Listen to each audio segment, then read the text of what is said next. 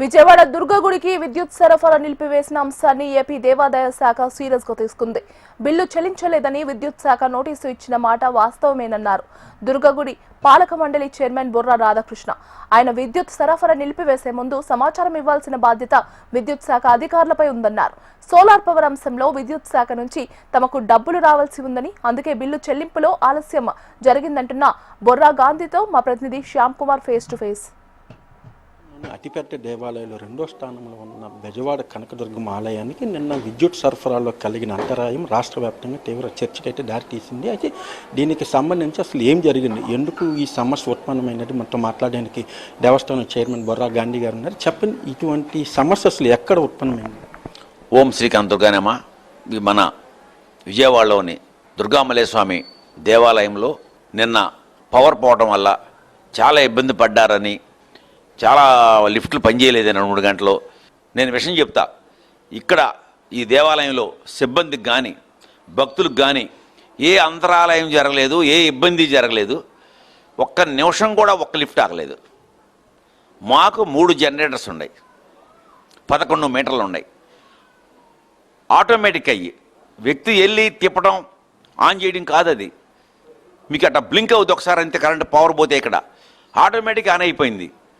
ఇది ఎవరికి నేను వచ్చిన భక్తులకి ఆందోళన పడుతున్నారు. ఏంటి మేమంతా అక్కడ ఉన్నాం కదా, పవర్ ఎక్కడ పోయింది, 2 గంటలు 3 గంటలు లిఫ్ట్లు ఆగిపోయినాయి అంటున్నారు. అందరూ నాకే తెలియలా, నేను ఆఫీస్ ఛాంబర్లో ఉంటే పవర్ పోయిందని అన్నమాట. మా అధికారులు గంటకు ఫోన్ చేసేంతవరకు మా అధికారులంతా నేను గొల్లపూడి కమిషనర్ ఆఫీస్లో ఉన్నారు, అందరూ కూడా మినిస్టర్ గారితో మీటింగ్లో ఉన్నారు. అది ఎమ్మడే తెలిసే మా మంత్రి గారు ఆ మంత్రి గారితో మాట్లాడారు, పవర్ మినిస్టర్ గొట్టిపాటి రవికుమార్ గారితో. అది ఏంటి అని వాళ్ళు జరిగింది, ఓకే డన్, అదే చూద్దాం వ్యవహారం అని. ఇప్పుడు ఇదేదో ఒక హోటల్ పవర్ కాదు, లేకపోతే ఒక ప్రైవేట్ ఇన్స్టిట్యూషన్ కాదు, ఒక ఇల్లు కాదు. మాకు వారికి లింక్ ఉంది. దీంట్లో బిల్లు మేము ఎందుకు ఆపామంటే దానికి కారణం ఉంది. మేము 5 ఎకరాల 80 సెంట్ల పొలంలో నున్నలో మేము అక్కడ 5 కోట్లు ఖర్చు పెట్టి మేము జనరల్గా అక్కడ ప్లాంట్ పెట్టాం. వీళ్ళందరూ చూసిన మీద మాకు ఈ పవర్ బిల్లు ఫ్రీ అవడం కోసం సోలార్ ప్లాంట్ పెట్టాం మేము. ఆ సోలార్ ప్లాంట్ కనుక ఆన్ అయ్యింది, దాని నుంచి 1 కోటి రూపాయలు లెస్ చేసిన మాట జరిగింది అంతకుముందు లోగడ. అయినా కూడా మాకు పెండింగ్ ఉందని చెప్తే వాళ్ళు చెబుతుంటే మేము 50 లక్షల రూపాయలు అక్టోబర్లో కట్టడం జరిగింది. దసరా ఉత్సవాల తర్వాత కూడా కట్టడం జరిగింది. మాకు వాళ్ళ మధ్య ఫోన్లో మాటలు కానీ ఉత్తరాలు జరుగుతున్నాయి.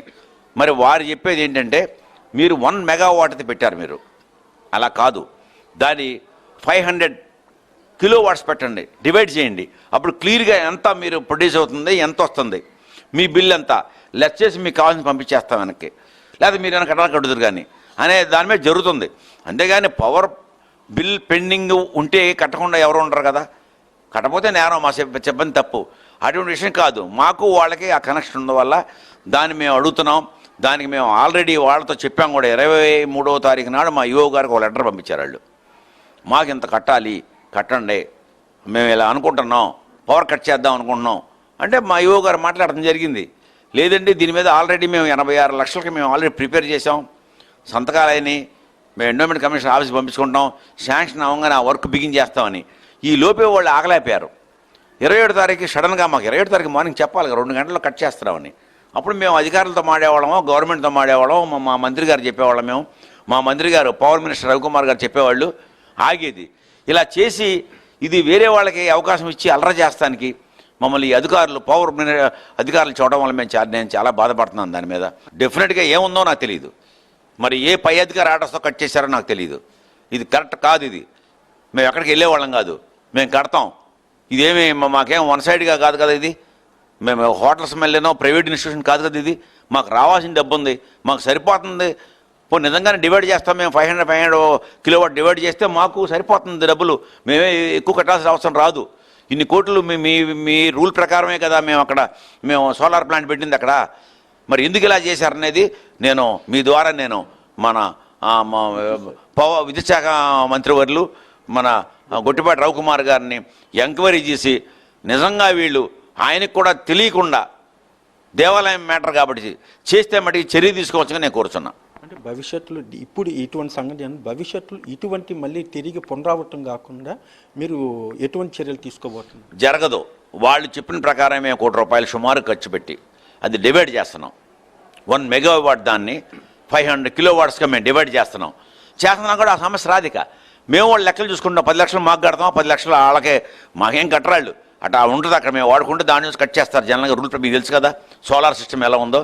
దాని ప్రకారం మేము ఇన్ని కోట్లు దేవాలయం డబ్బు కట్టి మేము ఇవాళ ఇట్లా జరగడం దాని మీద విచారిస్తున్నాను నేను. అసలు ఇది జరగకూడదు, చాలా తప్పు. ఇది ఎందుకు చేశారో మాకైతే అర్థం కావట్లేదు. అంటే ఇటీవల చూడొచ్చు సోషల్ మీడియాలో ఇప్పుడు నిన్న జరిగిన సంఘటన కానివ్వండి, లేకపోతే భవానీ దీక్షల సమయంలో లడ్డూలు మిగిలిపోయినాయి పారేశారు, ఇటువంటి సోషల్ మీడియాలో కూడా వరుసగా హైందవ దేవాలయాలపైన ఇటువంటి ఘటనలు జరుగుతుంది.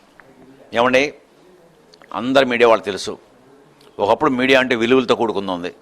మరి వాళ్ళ సోషల్ మీడియా అని చెప్పి ప్రతి సెల్ ఫోను పట్టుకునేట్టు వచ్చి వాళ్ళకి భక్తి లేదు, బొట్టు బెట్టరు, అటువంటి వ్యక్తులంతా కూడా అలర చేస్తే ఆ తల్లికి కోపానికి ఎప్పుడైనా సరే మీరు బలవుతారు. ఆ తప్పుడు వార్తలు రాయొద్దని నేను దయచేసి దేవాలయం విషయంలో తక్కిన విషయాలు మీరు ఏమైనా రాసుకోండి రోడ్ల మీద, దేవాలయం విషయంలో తప్పుడు రాతలు రాయొద్దు, అల్లరి చేయొద్దు. ఏ విషయం ఉన్నా మాతో చర్చించండి. ఏ విషయం ఈవో ఉంటాడు, నేను ఉంటాను, లేకపోతే మా కమిటీ ఉంది, మీరు అడగండి ఒక మాట మమ్మల్ని, ఇలా జరిగిందంట అలా జరిగిందంట, ఏంటంటే దీని మీద మీ స్పందన ఏంటి అనేది. మరి ఈ రాసినాడంతా నిన్న దేవాలయంకి వచ్చుంటే క్లియర్గా చెప్పేవాడు. నేను రాత్రి 9 గంటల వరకు ఉన్నాను, ఉదయం 10 గంటలకు వచ్చి నేను ఇవన్నీ కూడా ఇక ముందు కూడా దయచేసి కోఆపరేట్ చేయండి అని ఎన్నోసార్లు చెప్తాను. నేను దయచేసి మీడియా మిత్రులకు నేను రిక్వెస్ట్ చేస్తున్నాను, ఇప్పుడైనా ఎప్పుడు కూడా ఇటువంటి వార్తలు రాయొద్దు. నిజం లేనిదాని నిజం ఉంది, ఉన్నదాన్ని ఉండడు రాయండి. కానీ దాన్ని క్రియేట్ చేసి లిఫ్ట్లు ఆగిపోయినాయి. ఎక్కడ లిఫ్ట్ ఆగిపోయిందండి? ఒక్క నిమిషం కూడా లిఫ్ట్ ఆగలేదు. దాన్ని ఎలా రాశారు మీరు? లైట్లు 2.5 గంటలు అన్నారు, ఎక్కడ లైట్లు ఉన్నాయి? అన్ని చోట్ల లైట్లు ఉన్నాయి. ఇది ఎంత స్ప్రెడ్ అయిపోయింది ఇది. ఇలా ఈ దేవాలయం గురించి ఇలా ఆ తల్లి దుర్గాదేవి దేవాలయం గురించి ఇలా చేయొద్దు మీరు అని నేను మిమ్మల్ని ప్రాధాన్యపడి అడుగుతున్నాను మీ ద్వారా. నేను అందరికి కూడా మీడియా మిత్రులందరికీ కూడా నేను రైట్ అంటే ఇప్పటికైనా సరే అంటే నిన్న జరిగిన మాట అయితే వాస్తవం. అయితే ముఖ్యంగా భక్తులకి ఎటువంటి ఇబ్బందులు కలగకుండా తక్షణమే మేము చర్యలు అయితే తీసుకున్నాము. అయితే ఎక్కడ లోపం జరిగింది దానిపైన కూడా మేము విచారణ చేస్తున్నాము. ఒకవేళ ఉద్దేశపూర్వకంగా కనుక ఘటన జరిగినట్లయితే సంబంధిత బాధ్యులపైన కూడా చర్యలు తీసుకోవాలంటూ కూడా ఇప్పటికే విద్యుత్ శాఖ మంత్రికి కూడా మేము విజ్ఞప్తి చేస్తాం. అదేవిధంగా ఆ సోషల్ మీడియా పేరుతో ఇటీవల చూసుకున్నట్టు వరుస కథనాలు అంటే మా యొక్క ఎక్స్ప్లెనేషన్ అంటే మా వివరణ తీసుకోండి అనేది కూడా ఉన్నారు. ఇప్పటికైనా సరే దేవాలయాలు ఇటువంటి విషయాల్లో మాత్రం సంయమనం పాటించాలంటూ కూడా చైర్మన్ కోరుతున్నారు. Camera person Teja to Shyam, HM TV.